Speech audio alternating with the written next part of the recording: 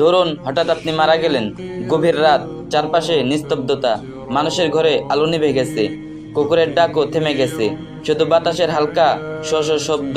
ঘরের ভেতর তুমি গভীর ঘুমে।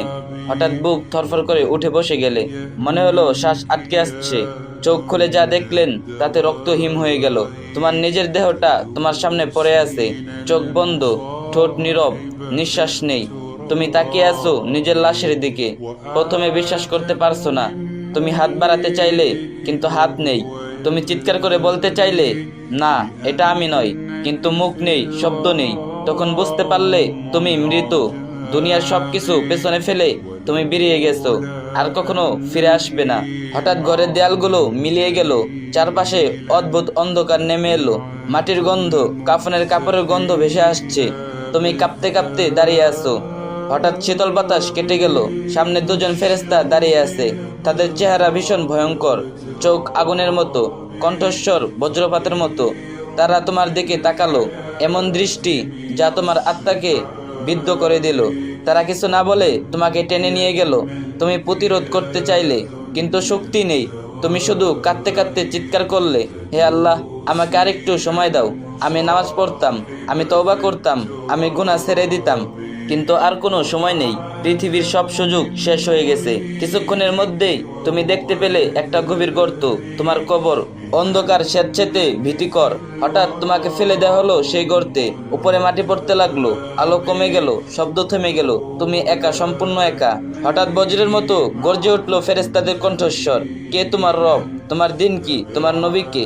তুমি উত্তর দিতে চাইলে, কিন্তু মুখ শুকিয়ে গেছে, জিভ নড়ে না, তোমার বুক ফেটে যাচ্ছে, চোখ থেকে অশ্রু ঝরছে।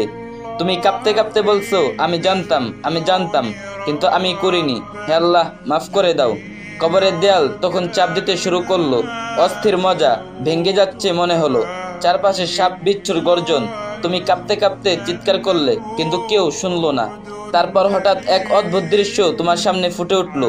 এক বিশাল ময়দান, কোটি কোটি মানুষ একসাথে দাঁড়িয়ে আছে।